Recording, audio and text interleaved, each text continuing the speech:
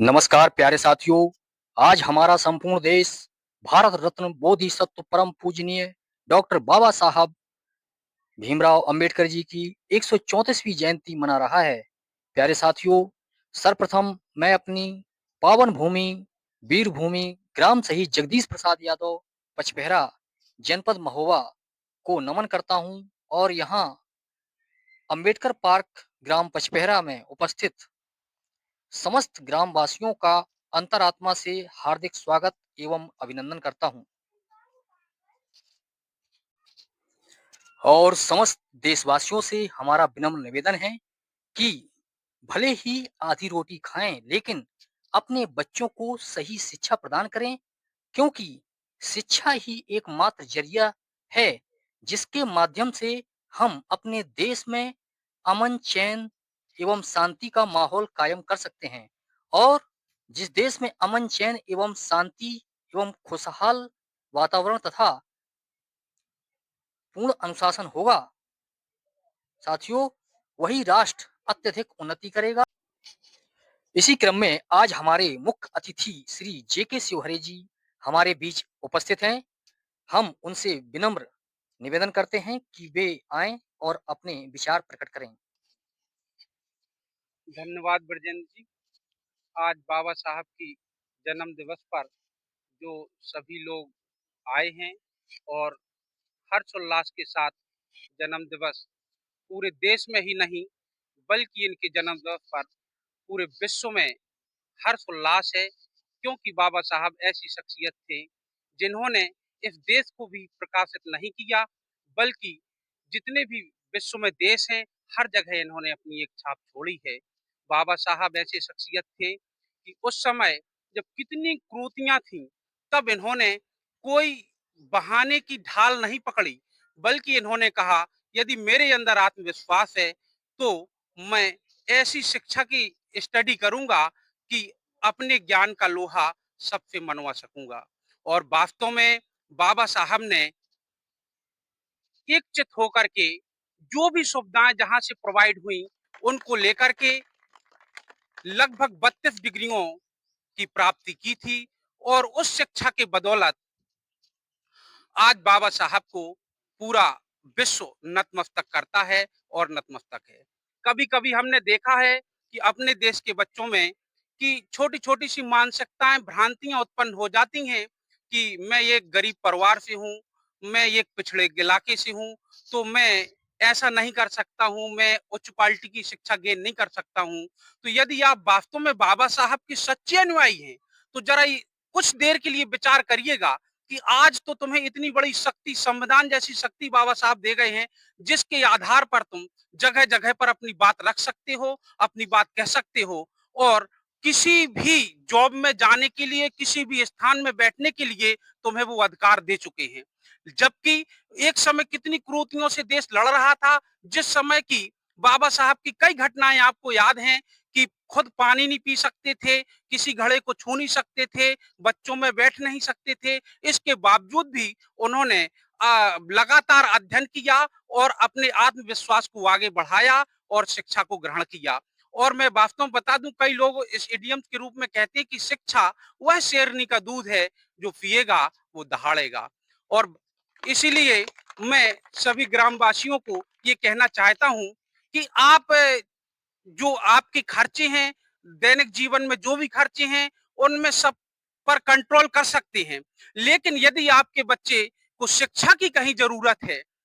तो उस पर आप जरा भी संकोच ना कीजिए। आप हर्षोल्लास को कम कर लीजिए, उसके जन्म दिवस को कम कर लीजिए, लेकिन उसे यदि उच्च लेवल की शिक्षा की जरूरत है, वो पढ़ना चाहता है, तो वो प्रोवाइड करवाइएगा। और इसी ग्राम से निकला हुआ मैं एक व्यक्ति हूं, मैं आपको पूर्ण विश्वास दिलाता हूं,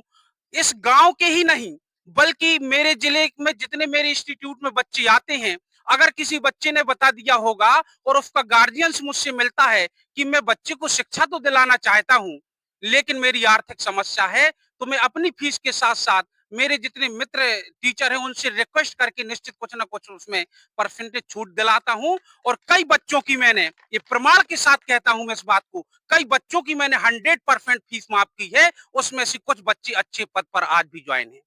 लेकिन बड़े दुख की बात ये होती है कि जब हमारे बच्चे निकल जाते हैं और बड़े पद को गेन कर लेते हैं, तो उनको वो याद भूल जाती कि एक समय हम आर्थिक स्थिति से कैसे लड़ रहे थे। तो 10-50 100 ना सही तो कम से कम 2 बच्चों को ऐसे स्तर तक ले जाएं, और अगर वो ले जाते तो आज हमें इस जो कार्यक्रम चल रहा है, जो विकास के लिए हम लड़ रहे हैं, शायद बहुत बड़ी मदद मिलती। बल्कि ऐसा नहीं है, अधिकांश बच्चे इस बात के लिए सपोर्टर रहते हैं, और जहां जहां भी आर्थिक स्थितियों की जरूरत रहती है, सुझाव की जरूरत रहती है, तो मैंने देखा है कि मेरे पढ़ाए हुए बच्चे और कई जो मुझसे बुजुर्ग लोग हैं, मेरे शिक्षक भी हैं, इसमें काम कर रहे हैं। कीरत सागर पे कई जगह कैंप लगा रहता है, तो मेरे पढ़ाए हुए उसमें बच्चे जाते हैं और कुछ बच्चे स्टडी करते हैं, और मुझे बड़ा हर्ष होता है कि मैंने देखा कि कई कोचिंगों से अच्छे रिजल्ट्स कीरत सागर में ग्रुप बना करके बच्चे पढ़कर देते हैं और नौकरियां पा रहे हैं। इसलिए मैं बार-बार यही कहता हूं कि आप किसी भी मजबूरी को ढाल मत बनने दें, बल्कि उससे लड़ना सीखें। मजबूरी को ढाल बनने देंगे, वो आपके अंदर नेगेटिविटी डाल देगी और और आप ये हार मान लेंगे कि मैं ऐसा नहीं कर सकता हूँ। तो यदि बाबा साहब के अनुयायी हैं, तो इस चीज को जरूर ध्यान दें कि उस समय यदि बाबा साहब नंबर 1 की रैंक प्राप्त कर सकते थे, 32 डिग्रियां ले सकते थे, तो आप 2-4 डिग्रियां निश्चित ही ले सकते हैं। और इसी के साथ मैं ये कहना चाहता हूँ कि हमें सदैव जो है अपने अधिकारों के लिए लड़ना है, लेकिन ये कतई नहीं भूलना है कि जिस अधिकार को हमने प्राप्त कर लिया है, यदि हमें कोई सत्ता मिल गई है, पावर मिल गई है, तो जिस कारण को हम फुनाते रहते थे, जिस शोषण को हम फुनाते रहते हैं, तो हमें अपनी सत्ता और पावर का कभी दुष्प्रयोग नहीं करना है और किसी का शोषण नहीं करना है। बल्कि मैं आज ये जानता हूं कि आज भी वो लोग कितना लड़ रहे हैं। मैं एक शिक्षक होने के नाते में बता दूं कि हमारे पास संविधान है, सुविधाएं हैं, अधिकार हैं, लेकिन आज भी जब हमारे बच्चे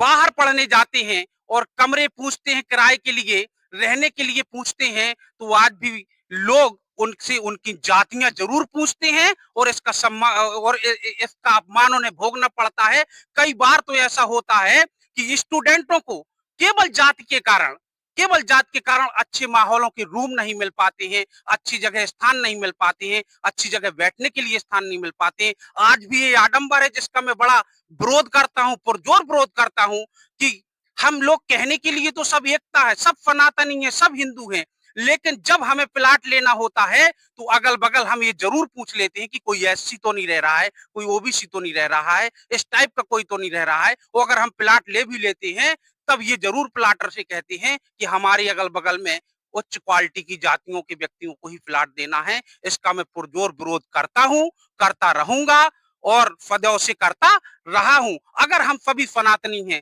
सभी हिंदू हैं, तो हमें इस बात का विरोध करना चाहिए और सभी को गले से गले लगाकर रहना चाहिए। जय हिंद, जय भारत, जय संविधान।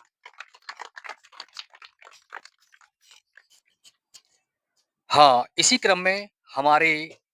ग्राम प्रधान डॉक्टर विजय वर्मा जी आए और अपने विचार प्रकट करें। डॉक्टर विजय वर्मा जी।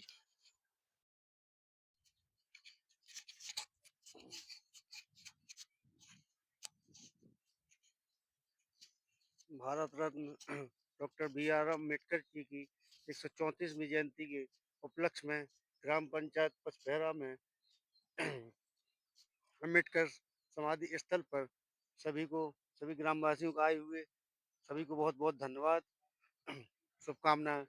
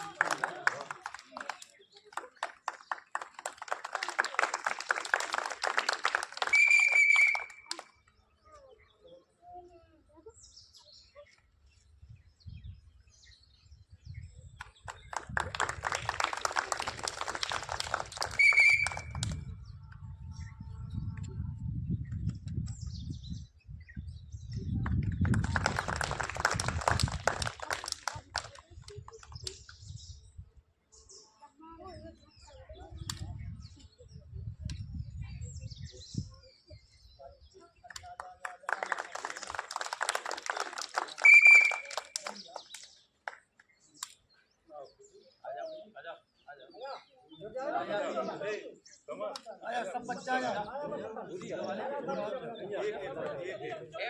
आजा आजा बेटा आजा लाइन से खड़े हो जाओ बैठ जाओ बैठ जाओ बैठ जाओ बैठ जाओ ऐसे क्या बात बढ़िया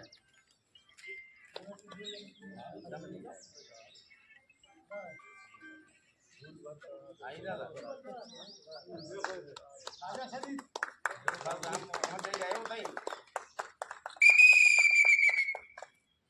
ज्यादा से ज्यादा 5 मिनट बस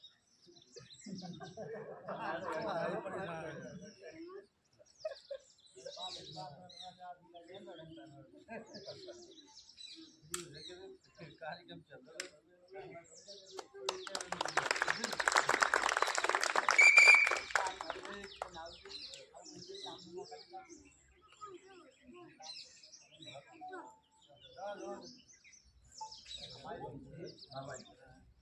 वहाँ कम से कम 50 आदमी